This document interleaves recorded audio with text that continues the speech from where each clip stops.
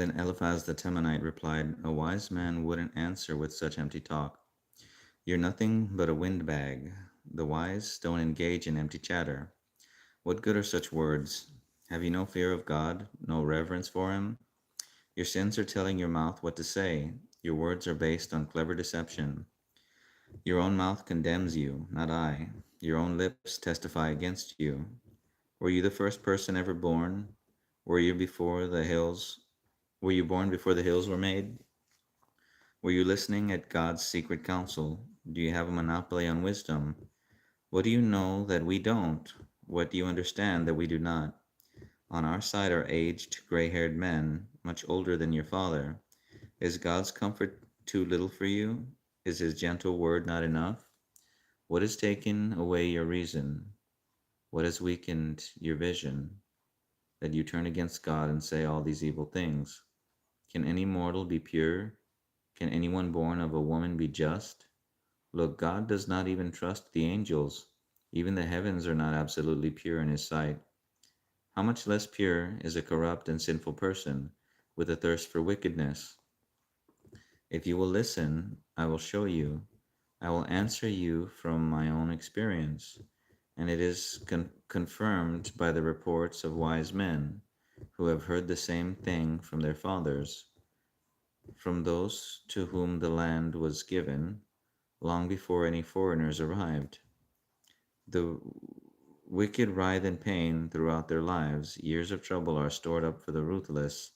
The sound of terror rings in their ears, and even on good days they fear the attack of the destroyer. They dare not go out into the darkness, for they fear they will be murdered. They wander around saying, "Where can I find bread?" They know their day of destruction is near. That dark day, that dark day terrifies them. They live in distress and anguish, like a king preparing for battle. For they shake their fists at God, defying the Almighty, holding their strong shields. They defiantly charge against Him. These wicked people are heavy and prosperous. Their waists bulge with fat, but their cities will be ruined. They will live in abandoned houses that are ready to tumble down.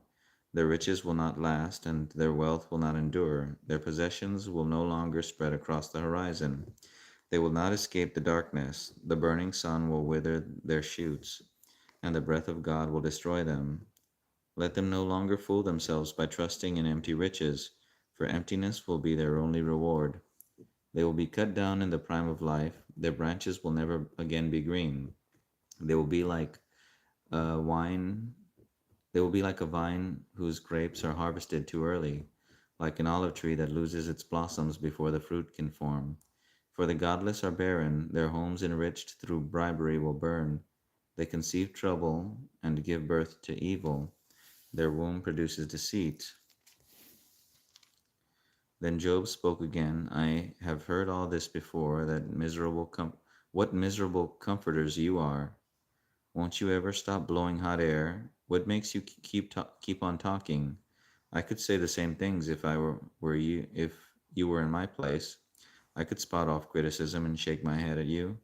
But if it were me, I would encourage you. I would try to take away your grief.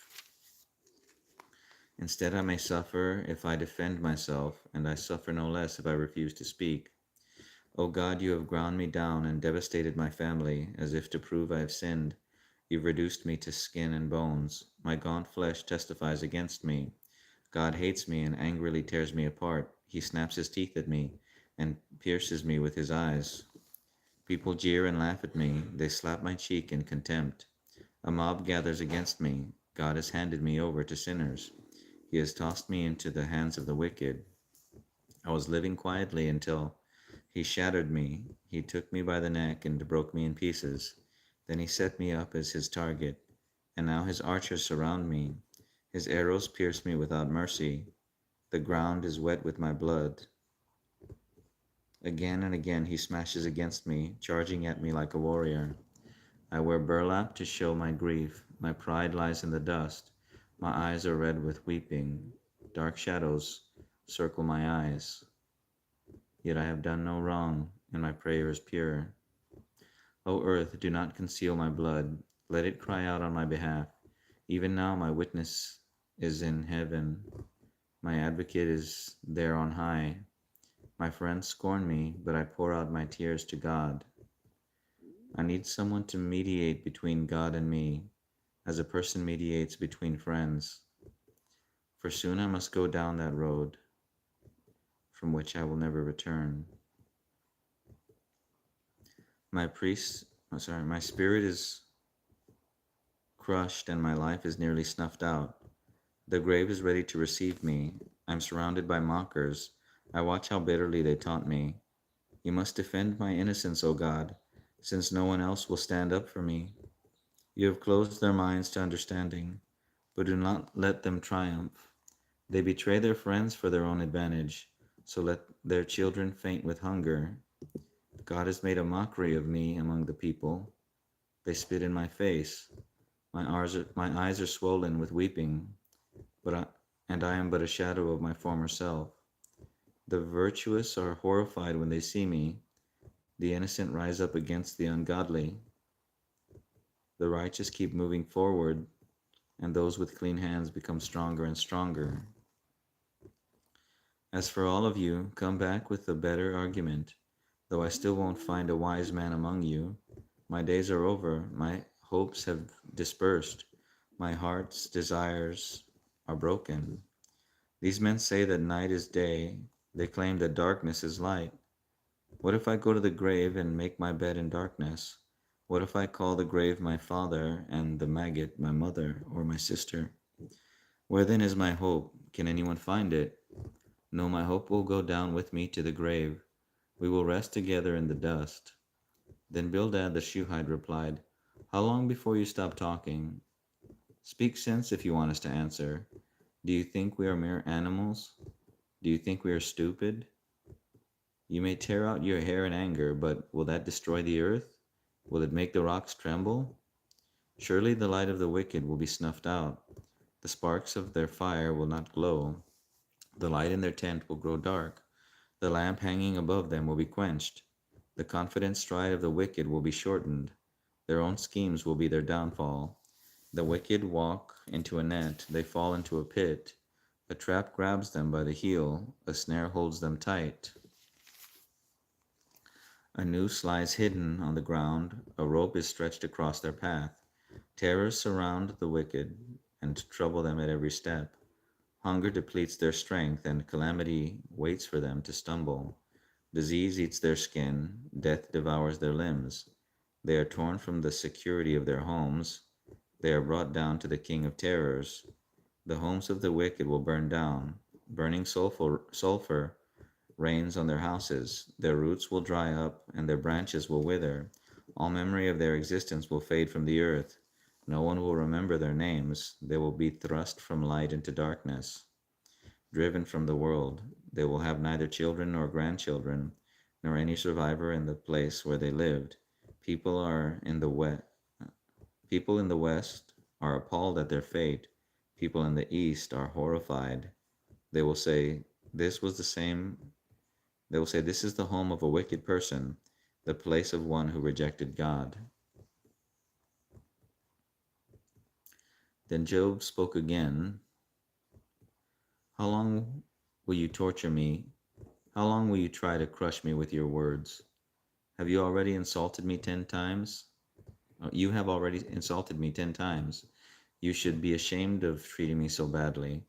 Even if I have sinned, that is my concern, not yours. You think you're better than I am, using my humiliation as evidence of my sin? But it is God who wronged me, capturing me in his net. I cry out, "Help," but no one answers me. I protest, but there is no justice. God has blocked my way, so I cannot move. He has plunged my path into darkness. He has stripped me of my honor and removed the crown from my head. He has demolished me on every side, and I am finished. He has uprooted my hope like a fallen tree. His fury burns against me. He counts me as an enemy. His troops advance. They build up roads to attack me. They camp all around my tent. My relatives stay far away, and my friends have turned against me. My family is gone, and my close friends have forgotten me. My servants and maids consider me a stranger. I am like a foreigner to them. When I call my servant, he doesn't come. I have to plead with him. My breath is repulsive to my wife. I'm rejected of my own family.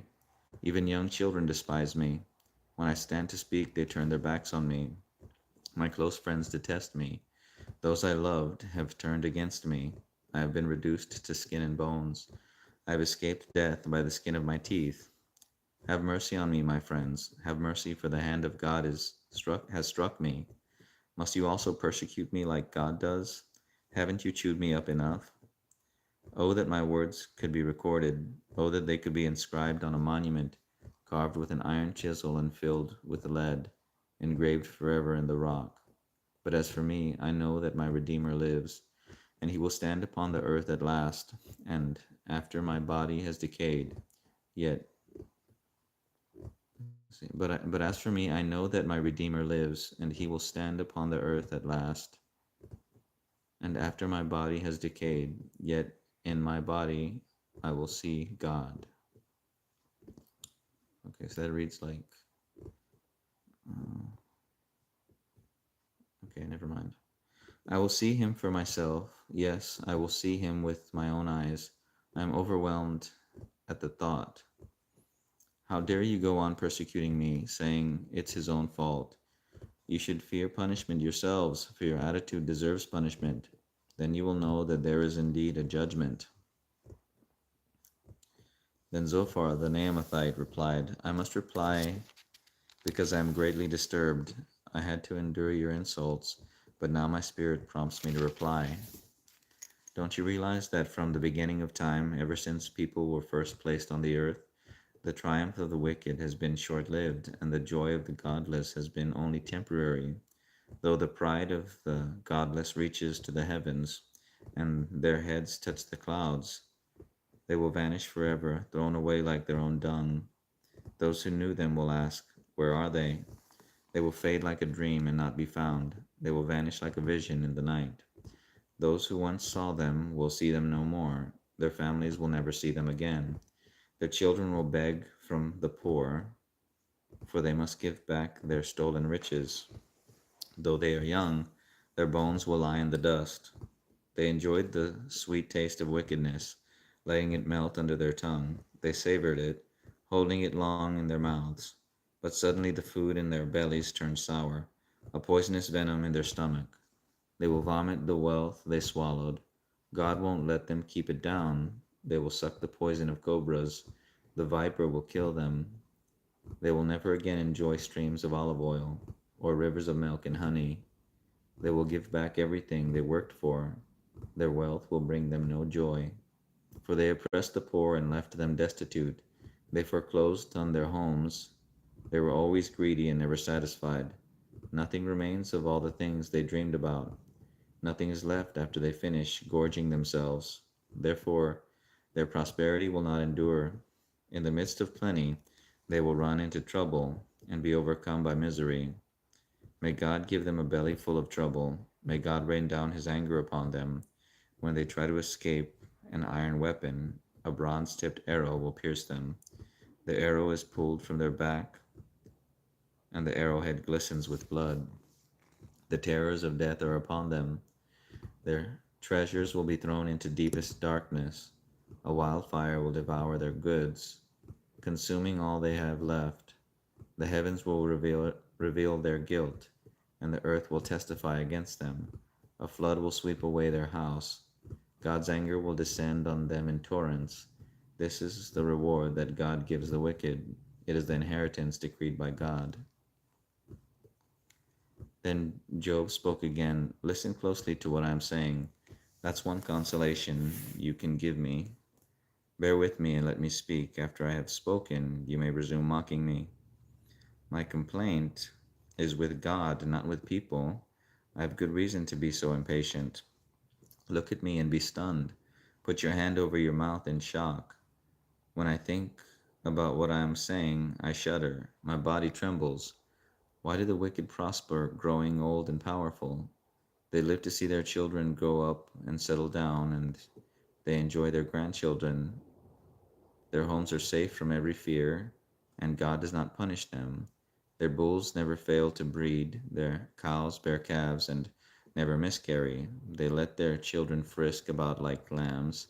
Their little ones skip and dance. They sing with tambourine and harp. They celebrate to the sound of the flute. They spend their days in prosperity, then go down to the grave in peace. And yet they say to God, "Go away. We want no part of you and your ways. Who is the Almighty, and why should we obey him? What good will it do us to pray?" They think their prosperity is of their own doing, but I will have nothing to do with that kind of thinking. Yet the light of the wicked never seems to be extinguished. Do they ever have trouble? Does God distribute sorrows to them in anger? Are they driven before the wind like straw? Are they carried away by the storm like chaff? Not at all. Well, you say, at least God will punish their children, but I say he should punish the ones who sin, so that they understand his judgment. Let them see their destruction with their own eyes. Let them drink deeply of the anger of the Almighty, for they will not care what happens to their family after they are dead. But who can teach a lesson to God, since he judges even the most powerful? One person dies in prosperity, completely comfortable and secure, the picture of good health, vigorous and fit. Another person dies in bitter poverty, never having tasted the good life. But both are buried in the same dust, both eaten by the same maggots. Look, I know what you're thinking. I know the schemes you plot against me. You will tell me of rich and wicked people whose houses have vanished because of their sins. But ask those who have been around, and they will tell you the truth. Evil people are spared in times of calamity and are allowed to escape disaster. No one criticizes them openly or pays them back for what they have done. When they are carried to the grave, an honor guard keeps watch at their tomb. A great funeral procession goes to the cemetery. Many pay their respects as the body is laid to rest, and the earth gives sweet repose. How can your empty cliches comfort me? All your explanations are lies. Then Eliphaz the Temanite replied, "Can a person do anything to help God? Can even a wise person be helpful to him? Is it any advantage to the Almighty if you are righteous? Would it be any gain to him if you were perfect? Is it because you're so pious that he accuses you and brings judgment against you? No, it's because of your wickedness. There's no limit to your sins. For example, you must have lent money to your friend and demanded clothing as security. Yes, you stripped him to the bone. You must have refused water for the thirsty and food for the hungry. You probably think the land belongs to the powerful and only the privileged have a right to it. You must have sent widows away empty-handed and crushed the hopes of orphans. That is why you are surrounded by traps and tremble from sudden fears. That is why you cannot see in the darkness and waves of water cover you. God is so great, higher than the heavens, higher than the farthest stars. But you reply, that's why God can't see what I'm doing. How can he judge through the thick darkness? For thick clouds swirl about him, and he cannot see us. He is way up there, walking on the vault of heaven. Will you continue on the old paths where evil people have walked? They were snatched away in the prime of life, the foundations of their lives washed away. For they said to God, "Leave us alone. What can the Almighty do to us?" Yet he was the one who filled their homes with good things. So I will have nothing to do with that kind of thinking. The righteous will be happy to see the wicked destroyed, and the innocent will laugh in contempt. They will say, "See how our enemies have been destroyed. The last of them have been consumed in fire." Submit to God and you will have peace. Then things will go well for you. Listen to his instructions and store them in your heart. If you return to the Almighty, you will be restored, so clean up your life. If you give up your lust for money and throw your precious gold into the river, the Almighty Himself will be your treasure. He will be your precious silver. When then you will take delight in the Almighty and look up to God. You will pray to Him and He will hear you. You will fulfill your vows to Him. You will succeed in whatever you choose to do, and light will shine on the road ahead of you. If people are in trouble and if people are in trouble and you say, help them, God will save them. Even sinners will be rescued. They will be rescued because your hands are pure. Then Job spoke again. My complaint today is still a bitter one, and I try hard not to groan aloud. If only I knew where to find God, I would go to His court. I would lay out my case and present my arguments. Then I would listen to His reply and understand what He says to me. Would He use His great power to argue with me? No, He would give me a fair hearing. Honest people can reason with Him, so I would be forever acquitted by my judge. I go east, but He is not there. I go west, but I cannot find Him. I do not see Him in the north, for He is hidden. I look to the south, but He is concealed. But He knows where I am going, and when He tests me, I will come out as pure as gold. For I have stayed on God's paths. I have followed His ways and not turned aside. I have not departed from His commands, but have treasured His words more than daily food. But once He has made His decision, who can change His mind? Whatever He wants to do, He does. So He will do to me whatever He has planned. He controls my destiny. No wonder I am so terrified in His presence. When I think of it, terror grips me. God has made me sick at heart. The Almighty has terrified me. Darkness is all around me. Thick, impenetrable darkness is everywhere. Why doesn't the Almighty bring the wicked to judgment? Why must the godly wait for Him in vain? Evil people steal land by moving the boundary markers. They steal livestock and put them in their own pastures. They take the orphan's donkey and demand the widow's ox as security for a loan. The poor are pushed off the path. The needy must hide together for safety. Like wild donkeys in the wilderness, the poor must spend all their time looking for food, searching even in the desert for food for their children. They harvest a field they do not own, and they glean in the vineyards of the wicked. Oh. All night they lie naked in the cold, without clothing or covering. They are soaked by mountain showers, and they huddle against the rocks for want of a home. The wicked snatch a widow's child from her breast, taking the baby as security for a loan. The poor must go about naked without any clothing. They harvest food for others while they themselves are starving. They press out olive oil without being allowed to taste it, and they tread the winepress as they suffer from thirst. The groans of the dying rise from the city, and the wounded cry for help, yet God ignores their moaning. Wicked people rebel against the light. They refuse to acknowledge its ways or stay in its paths. The murderer rises in the early dawn to kill the poor and needy. At night he is a thief.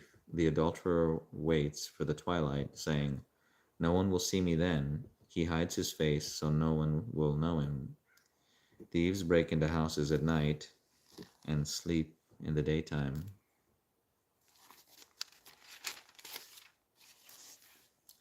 They are not acquainted with the light.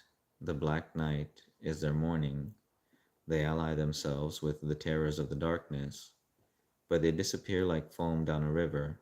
Everything they own is cursed, and they are afraid to enter their own vineyards. The grave consumes sinners just as drought and heat consume snow. Their own mothers will forget them. Maggots will find them sweet to eat. No one will remember them. Wicked people are broken like a tree in the storm. They cheat the woman who has no son to help her. They refuse to help the needy widow. God in His power drags away the rich. They may rise high, but they have no assurance of life. They may be allowed to live in security, but God is always watching them. And though they are great now, in a moment they will be gone like all others, cut off like heads of grain. Can anyone claim otherwise? Who can prove me wrong? Then Bildad the Shuhite replied, God is powerful and dreadful. He enforces peace in the heavens. Who is able to count his heavenly army? Does his light shine on all the earth? How can a mortal be innocent before God? Can anyone born of a woman be pure? God is more glorious than the moon. He shines brighter than the stars. In comparison, people are maggots. We mortals are mere worms. Then Job spoke again. How you have helped the powerless, how you have saved the weak, how you have enlightened my stupidity. What wise advice you have offered. Where have you gotten all these wise sayings? Whose spirit speaks through you? The dead tremble, those who live beneath the waters. The underworld is naked in God's presence. The place of destruction is uncovered. God stretches the northern sky over empty space and hangs the earth on nothing. He wraps the rain in his thick clouds, and the clouds don't burst with the weight. He covers the face of the moon, shrouding it with his clouds. He created the horizon when he separated the waters. He set the boundary between day and night. The foundations of heaven tremble. They shudder at his rebuke. By his power the sea grew calm. By his skill he crushed the great sea monster. His spirit made the heavens beautiful, and his power pierced the gliding serpent. These are just the beginning of all that he does, merely a whisper of his power. Who then can comprehend the thunder of his power? Job continued speaking. I vow by the living God who has taken away my rights, by the Almighty who has embittered my soul, as long as I live, while I have breath from God, my lips will speak no evil, and my tongue will speak no lies. I will never concede that you are right. I will defend my integrity until I die. I will maintain my innocence without wavering. My conscience is clear for as long as I live. May my enemy be punished like the wicked, my adversary like those who do evil. For what hope do the godless have with God when God cuts them off or takes away their life? Will God listen to their cry when trouble comes upon them? Can they take delight in the Almighty? Can they call to God at any time? I will teach you about God's power. I will not conceal anything concerning the Almighty. But you have seen all this, yet you say all these useless things to me. This is what the wicked will receive from God. This is their inheritance from the Almighty. They may have many children, but the children will die in war or starve to death. Those who survive will die of a plague, and not even their widows will mourn them. Evil people may have piles of money and may store away mounds of clothing, but the righteous will wear that clothing, and the innocent will divide that money. The wicked build houses as fragile as a spider's web, as flimsy as a shelter made of branches. The wicked go to bed rich, but wake to find that all their wealth is gone. Terror overwhelms them like a flood, and they are blown away in the storms of the night. The east wind carries them away, and they are gone. It sweeps them away, it whirls down on them without mercy.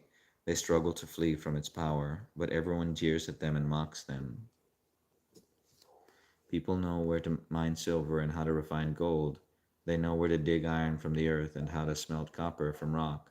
They know how to shine light in the darkness and explore the farthest regions of the earth, and they search in the dark for ore.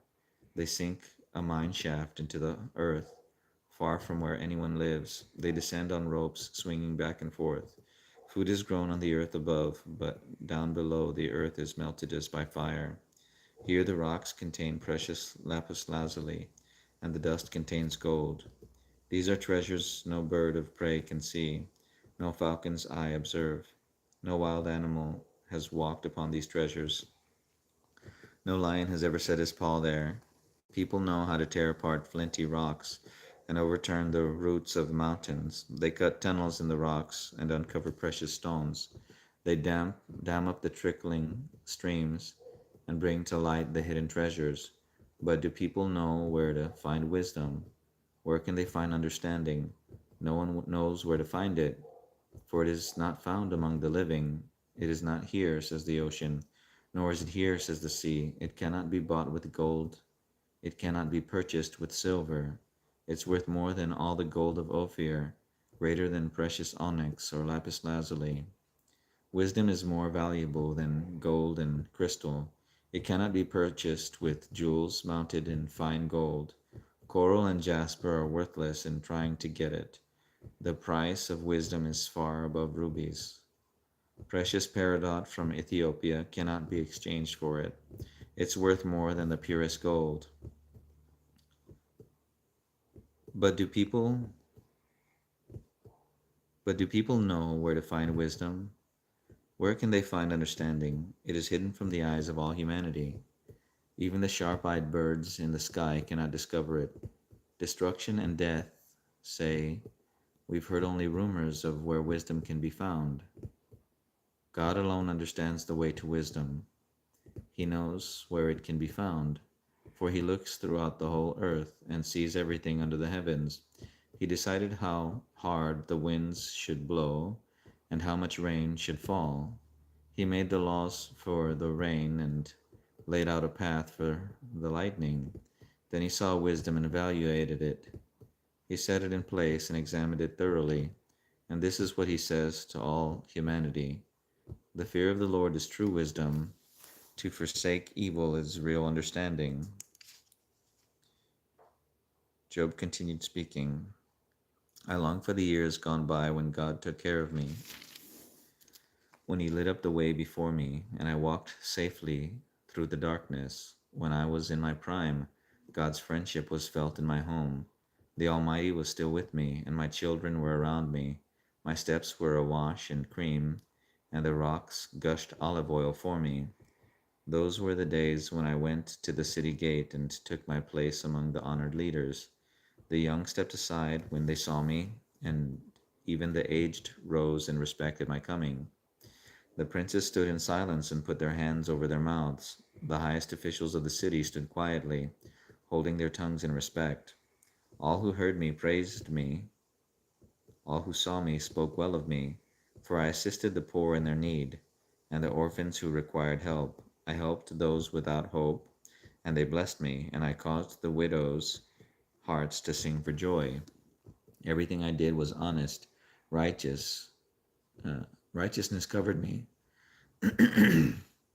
like a robe, and I wore justice like a turban. I served as eyes for the blind and feet for the lame, as a father to the poor, and assisted strangers who needed help.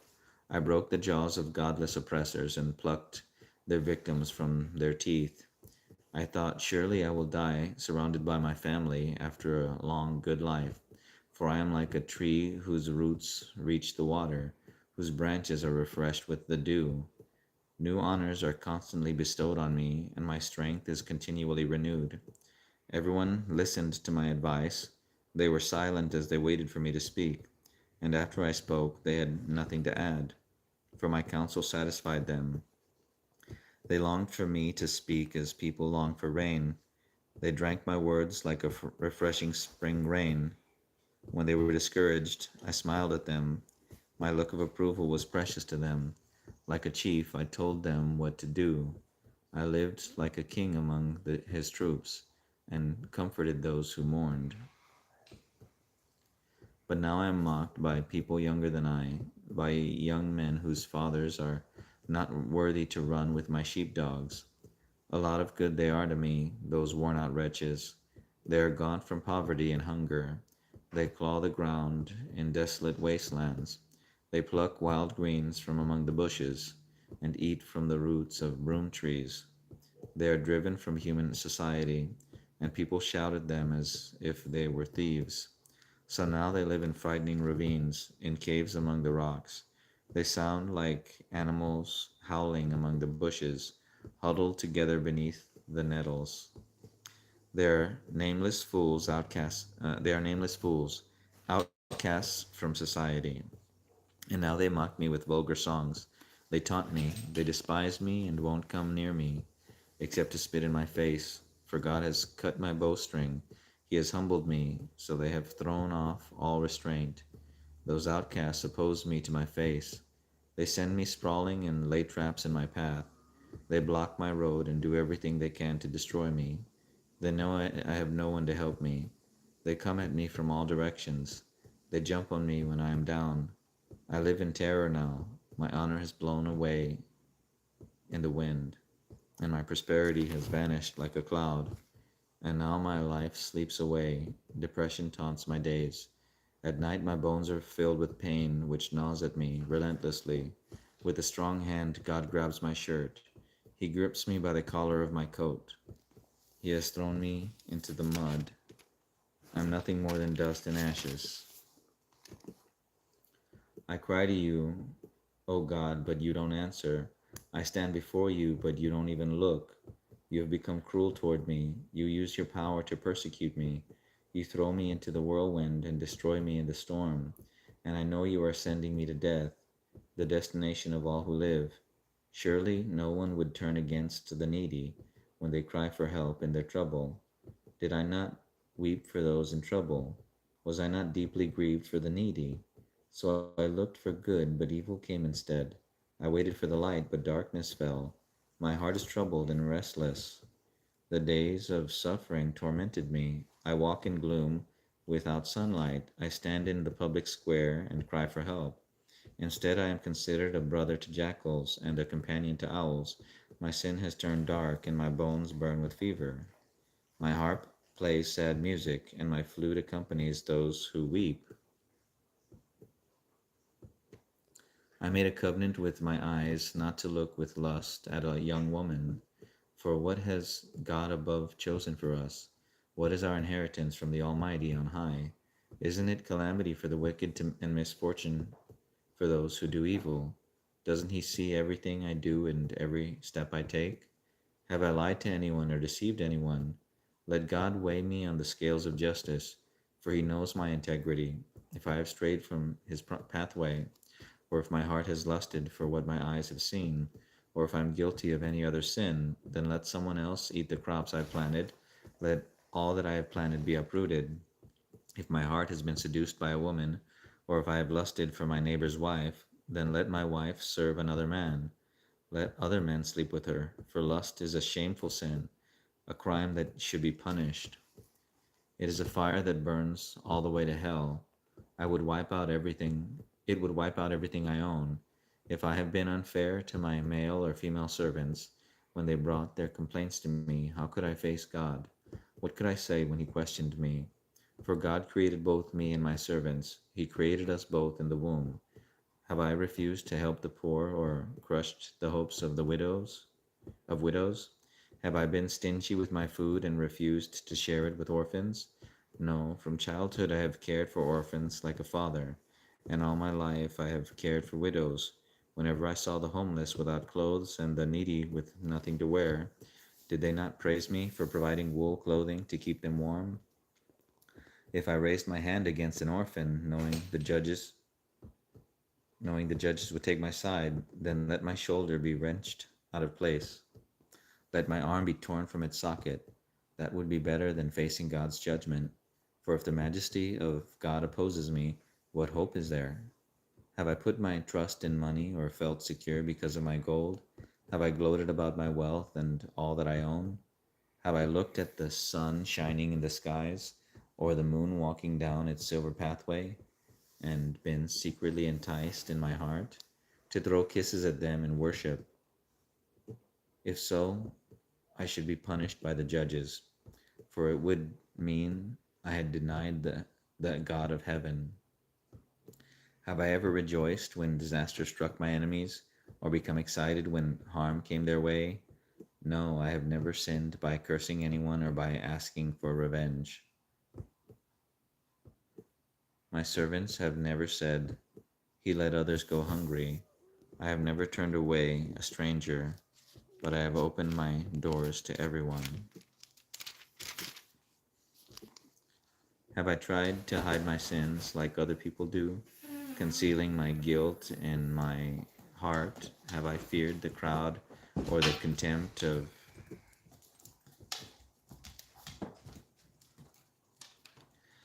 feared my heart? Let's see.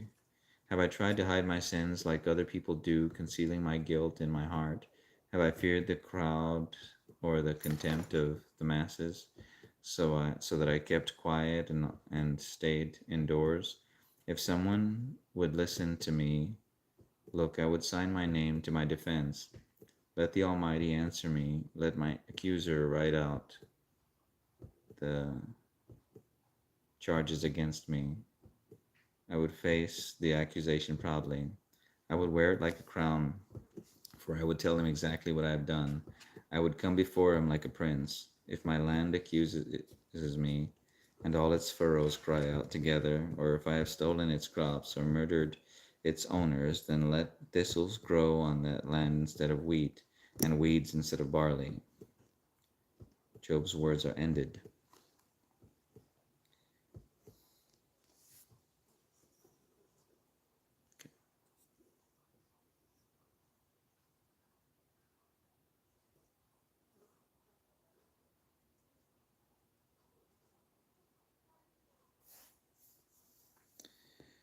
Okay, let's see. Job's three friends refused to reply further to him because he kept insisting on his innocence. Then Elihu, son of Barachel, the Buzite of the clan of Ram, became angry. He was angry because Job refused to admit that he had sinned and that God was right in punishing him. He was also angry with Job's three friends, for they made God appear to be wrong by their inability to answer Job's arguments. Elihu had waited for the others to speak to Job because they were older than he, but when he saw that they had no further reply, he spoke out angrily. Elihu, son of Barachel, the Buzite, said,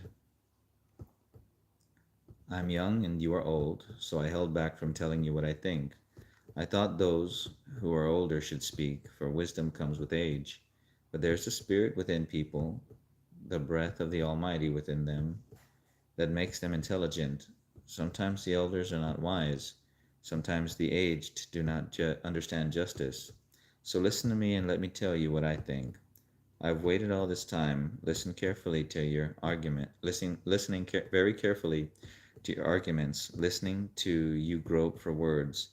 I have listened, but not one of you has refuted Job or answered his arguments.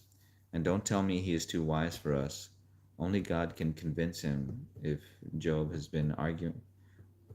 And don't tell me he is too wise for us. Only God can convince him.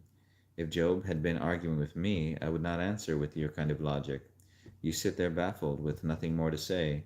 Should I continue to wait now that you are silent? Must I also remain silent? No, I will say my piece. I will speak my mind, for I am full of pent up words, and the spirit within me urges me on. I am like a cask of wine without a vent, like a new wineskin ready to burst. I must speak to find relief. So let me give my answers. I won't play favorites or try to flatter anyone, for if I tried flattery, my Creator would soon destroy me. Listen to my words, Job. Pay attention to what I have to say. Now that I have begun to speak, let me continue. I speak with all sincerity. I speak the truth, for the Spirit of God has made me, and the breath of the Almighty gives me life. Answer me if you can. Make your case and take your stand. Look, you and I both belong to God.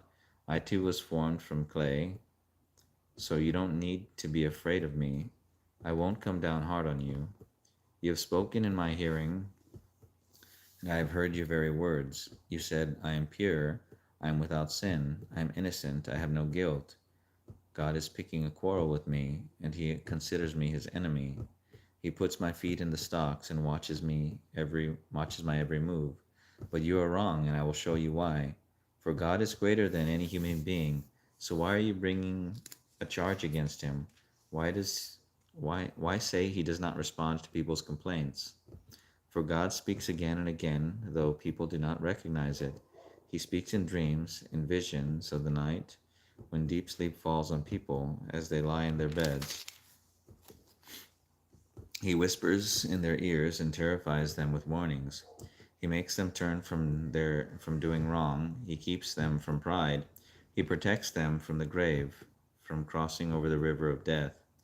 Or God disciplines people while with pain on their sick beds. with ceaseless aching on their bones. They lose their appetite for even the most delicious food. Their flesh wastes away and their bones stick out. They are at death's door.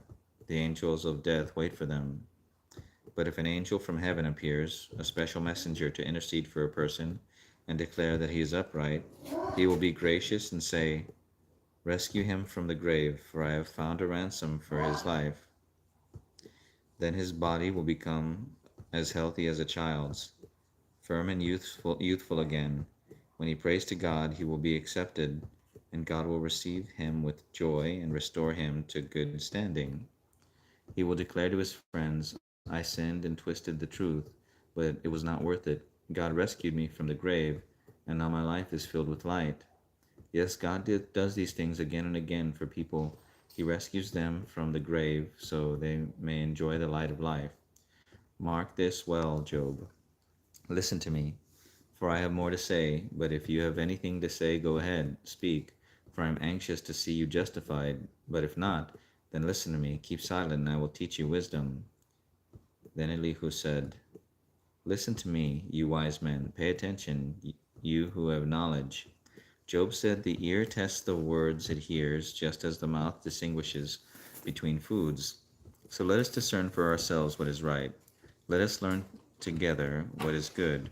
For Job also said, 'I am innocent, but God has taken away my rights. I am innocent, but they call me a liar. My suffering is incurable, though I have not sinned.' Tell me, has there ever been a man like Job, with his thirst for irreverent talk? He chooses evil people as companions. He spends his time with wicked men. He has even said, 'Why waste time trying to please God?' Listen to me. You have understanding. Everyone knows that God doesn't sin. The Almighty can do no wrong. He repays people according to their deeds. He treats people as they deserve. Truly, God will not do wrong. The Almighty will not twist justice. Did someone else put the world in his care? Who set the world's who set the whole world in place? If God were to take back his spirit and withdraw his breath, all life would cease, and humanity would turn again to dust. Now listen to me if you are wise. Pay attention to what I say. Could God govern if he hated justice? Are you going to condemn the Almighty Judge? For he says to kings, 'You are wicked,' and to nobles, 'You are unjust.' He doesn't care how great a person may be, and he pays no more attention to the rich than to the poor. He made them all, and he made them all. In a moment they die, in the middle of the night they pass away. The mighty are removed without human hand. For God watches how people live. He sees everything they do. No darkness is thick enough to hide the wicked from his eyes. We don't set the time when we will come before God in judgment. He brings the mighty to ruin without asking anyone, and he sets up others in their place. He knows what they do, and in the night he overturns and destroys them. He strikes them down because they are wicked, doing it openly for all to see. For they turned away from following him. They have no respect for any of his ways. They cause the poor to cry out, catching God's attention. He hears the cries of the needy, but if he chooses to remain quiet, who can criticize him? When he hides his face, no one can find him, whether an individual or a nation. He prevents the godless from ruling. They cannot be a snare to the people. Why don't people say to God, "I have sinned, but I will sin no more"? Or, "I don't know what evil I have done. Tell me. If I have done wrong, I will stop at once." Must God tailor his justice to your demands? But you have rejected him. The choice is yours, not mine. Go ahead, share your wisdom with us. After all, bright people will tell me, and wise people will hear me say, "Job speaks out of ignorance. His words lack insight. Job, you deserve the maximum penalty for the wicked way you have talked. For you have added rebellion to your sin.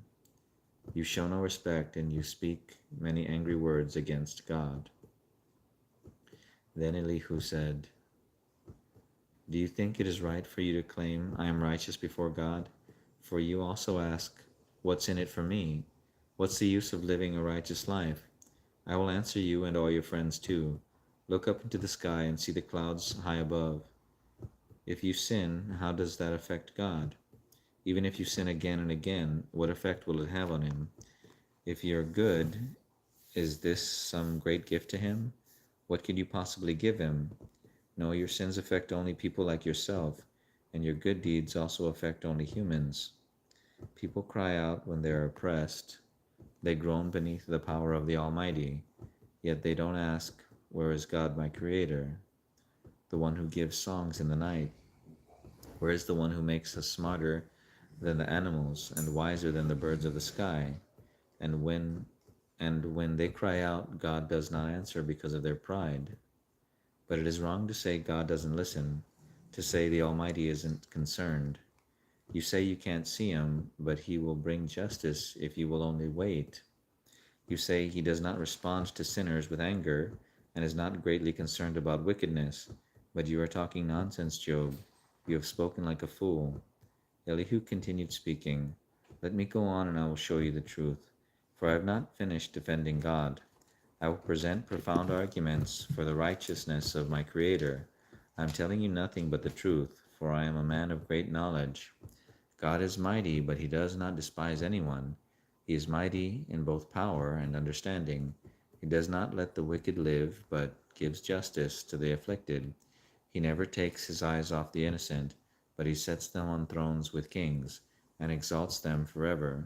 If they are bound in chains and caught up in a web of trouble, he shows them the reason. He shows them the reason. He shows them their sins of pride. He gets their attention and commands that they turn from evil. If they listen and obey God, they will be blessed with prosperity throughout their lives. All their years will be pleasant. But if they refuse to listen to him, they will cross over the river of death, dying from lack of understanding. For the godless are full of resentment.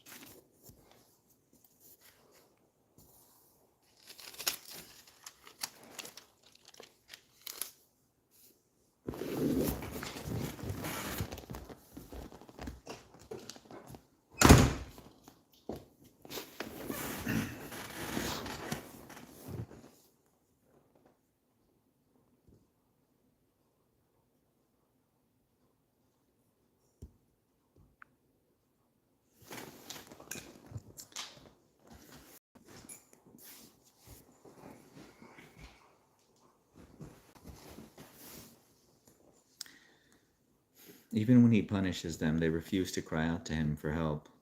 They die when they are young, after wasting their lives in immoral living, but by means of their suffering he rescues those who suffer. For he gets their attention through adversity. God is leading you away from danger, Job, to a place free from distress. He is setting your table with the best food, but you are obsessed with whether the godless will be judged. Don't worry, judgment and justice will be upheld, but watch out, or you may be seduced by wealth. Don't let yourself be bribed into sin. Could all your wealth or all your mighty efforts keep you from distress? Do not long for the cover of night, for that is when people will be destroyed. Be on guard, turn back from evil, for God sent his suffering to keep you from a life of evil. Look, God is all-powerful. Who is a teacher like him? No one can tell him what to do or say to him, "You have done wrong." Instead, glorify his mighty works, singing songs of praise. Everyone has seen these things, though only from a distance.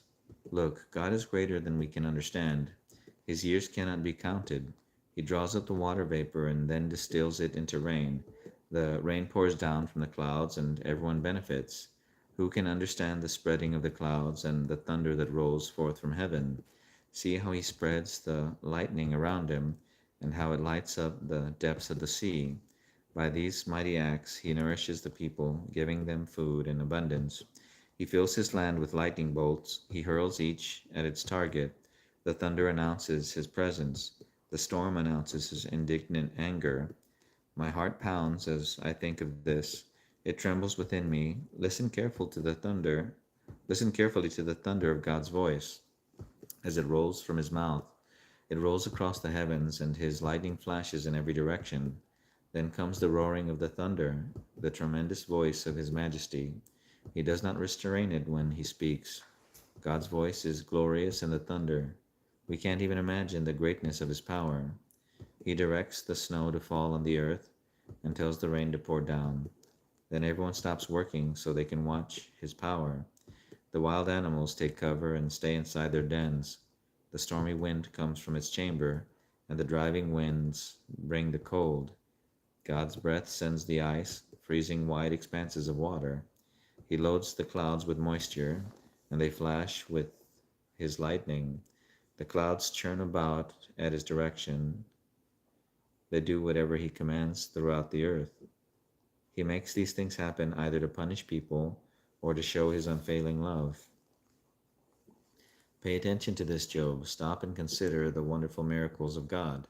Do you know how God controls the storm and causes the light to flash from his clouds? Do you understand how he moves the clouds with wonderful perfection and skill? When you are sweltering in your clothes, the south wind dies down and everything is still. He makes the skies reflect the heat like a bronze mirror. Can you do that? So teach the rest of us what to say to God. We are too ignorant to make our own arguments. Should God be notified what I want to speak? Can people even speak when they are confused? We cannot look at the sun, for it shines brightly in the sky. When the wind clears away the clouds, so also golden splendor comes from the mountain of God. He is clothed in dazzling splendor. We cannot imagine the power of the Almighty, but even though he is just and righteous, he does not destroy us. No wonder people everywhere fear him. All who are wise show him reverence.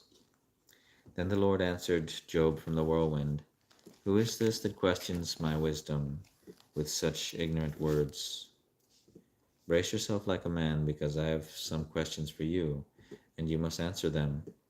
Where were you when I laid the foundations of the earth? Tell me if you know so much. Who determined its dimensions and stretched out the surveying line? What supports its foundations, and who laid its cornerstone, as the morning stars sang together, and all the angels shouted for joy? Who kept the sea inside its boundaries, and as it burst from the womb, and as I clothed it with clouds and wrapped it in thick darkness, for I locked it behind barred gates, limiting its shores. I said, this far and no farther will you come. Here your proud waves must stop. Have you ever commanded the morning to appear and caused the dawn to rise in the east? Have you made daylight spread to the ends of the earth, to bring an end to the night's wickedness? As the light approaches, the earth takes shape like clay pressed beneath a seal. It is robed in brilliant colors. The light disturbs the wicked and stops the arm that is raised in violence. Have you explored the springs from which the seas come? Have you explored their depths? Do you know where the gates of death are located? Have you seen the gates of utter gloom? Do you realize the extent of the earth? Tell me about it if you know. Where does light come from and where does darkness go? Can you take each to its home? Do you know how to get there? But of course you know all this, for you were born before it was all created. And you are so very experienced. Have you visited the storehouses of the snow or seen the storehouses of hail? I have reserved them as weapons for the time of trouble, for the day of battle and war. Where is the path?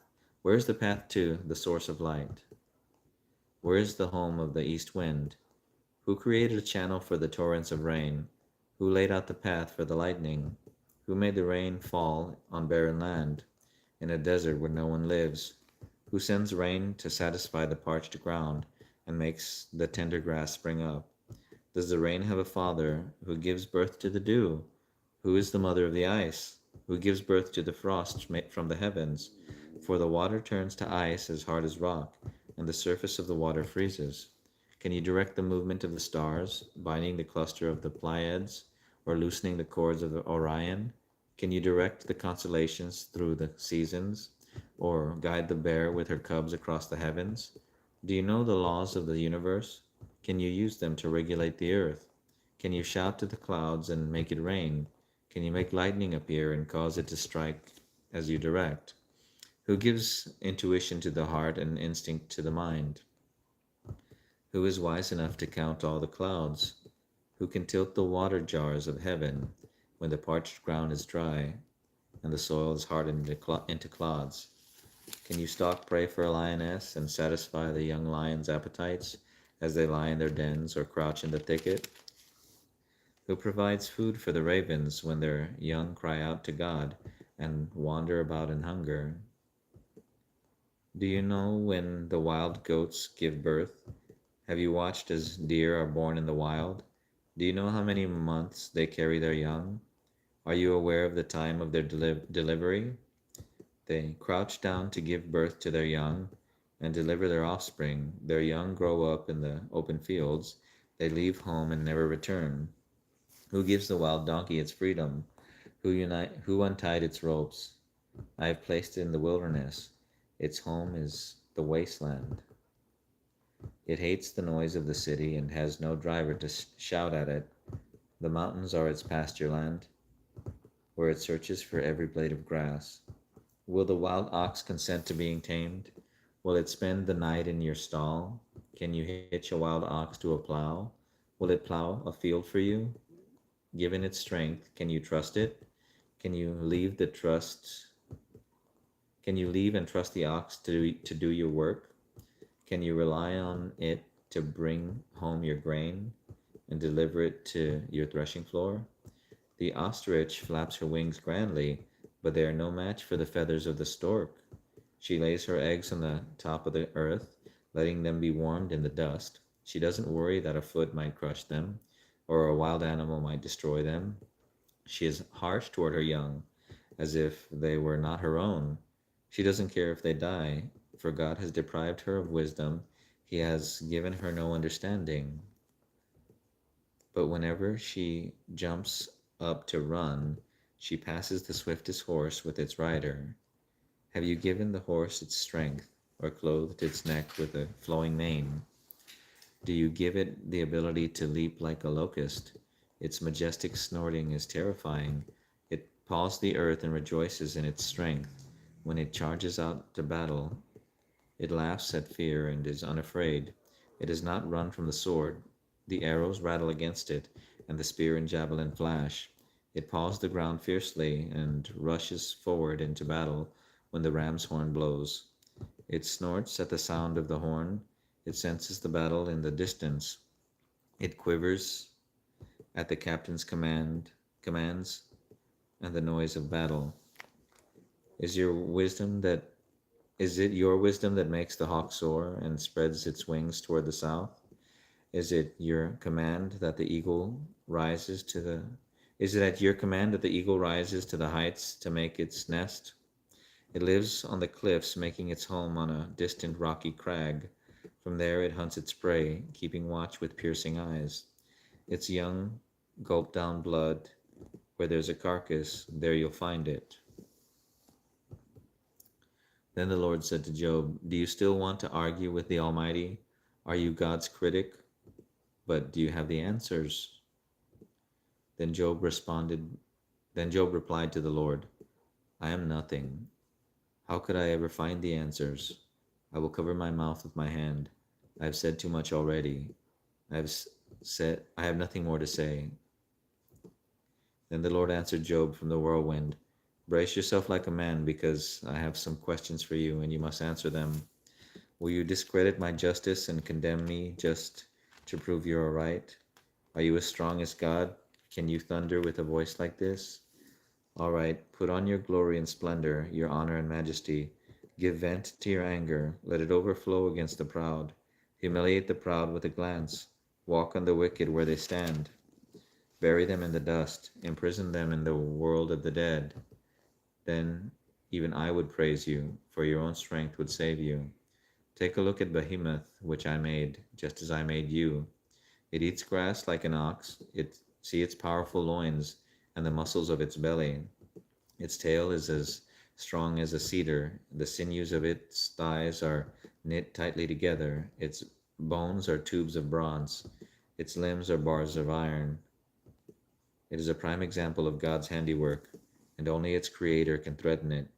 The mountains offer it their best food, where all the animals play. It lies under the lotus plants, hidden by the reeds in the marsh. The lotus plants give it shade among the willows beside the stream. It is not disturbed by the raging river, not concerned when the swelling Jordan rushes around it. No one can catch it off guard or put a ring in its nose and lead it away. Can you catch Leviathan with a hook, or put a noose around its jaws? Can you tie it with a rope through the nose, or pierce its jaw with a spike? Will it beg you for mercy or implore you for pity? Will it agree to work for you, to be your slave for life? Can you make it a pet like a bird, or give it to your little girls to play with? Will merchants try to buy it, to sell it in their shops? Will its hide be hurt by spears or its head by a harpoon? If you lay a hand on it, you will certainly remember the battle that follows. You won't try that again. No, it's useless to try to capture it. The hunter who attempts it will be knocked down, and since no one dares to disturb, it, who then can stand up to me? Who has given me anything that I need to pay back? Everything under heaven is mine. I want to emphasize Leviathan's limbs and its enormous strength and graceful form. Who can strip off its hide, and who can penetrate its double layer of armor? Who could pry open its jaws, for its teeth are terrible. The scales on its back are like rows of shields. They tightly sealed together. The scales on its back are like rows of shield tightly sealed together. They are close together. They are so close together that no air can get between them. Each scale sticks tight to the next. They interlock and cannot be penetrated. When it sneezes, it flashes light. Its eyes are like the red of dawn. Lightning leaps from its mouth. Flames of fire flash out. Smoke streams from its nostrils, like steam from a pot heated over, over burning rushes. Its breath would kindle coals, for flames shoot from its mouth.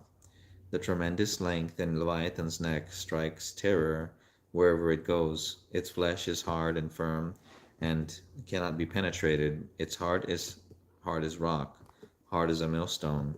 When it rises, the mighty are afraid, gripped with terror. No sword can stop it, no spear, dart, or javelin. Iron is nothing but straw to that creature, and bronze is like rotten wood. Arrows cannot make it flee. Stones shot from a sling are like bits of grass. Clubs are like a blade of grass, and it laughs at the swish of javelins. Its belly is covered with scales as sharp as glass. It plows up the ground as it drags through the mud.